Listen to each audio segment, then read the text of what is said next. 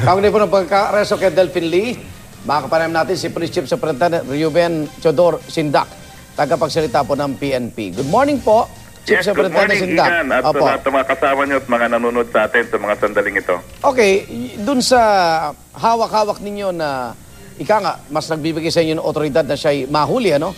Eh, sinasabi ng kanyang abogado, illegal daw dahil inimbitahan lang daw po ito sa Camp Crame. Ano ba nangyari?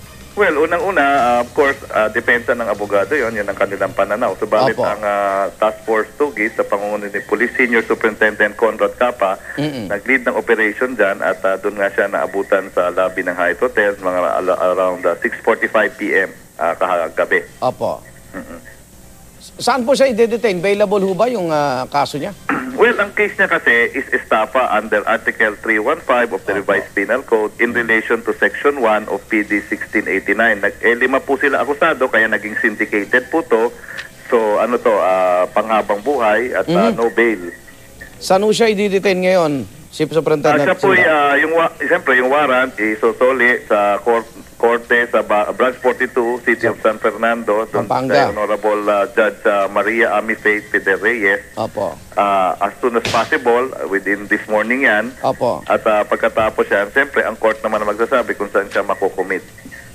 Pero pwedeng sa Pampanga siya dahil Pwede naman. ang naglabas malamang sa nun, yung Pampanga eh. Opo. Kamusta ho ang lagay niya ngayon at nasan ho siya ngayon, Chief Superintendent Sindak? Kasalukuyan temporary siya naka-hold dito sa opisina ng Task Force Tugis po. Hindi kulungan agad? Hindi muna po, baka merong holding center sila doon at holding place or hindi ko kasi medyo classified po ang opisina ng Task Opo. Force Tugis. Kaya Opo. hindi ko mapagbig kasi kung ano exact situation or location. Yung sinasabi yung 5, no? Kasama si Delphine Lee, yung 4 ba, may mga nahuli na po doon o... Well, kasama siya, As si responder. Dexter Dimli at Cristina Eliarte Sagun, Cristina De La Cruz Salagan, Attorney Alex Madrino Alvarez. So, ito'y kasalukuyan at large yata. at large pa rin yung iba. Si Opo, Delphine Lee lang po. pagkakaalam ko po, ha? Okay, Opo. opo. Okay, maraming salamat. Congratulations po. Good morning. Okay, maraming salamat din po. Police Chief Superintendent Ruben Teodoro Sindak, tagapagsalita po ng PNP.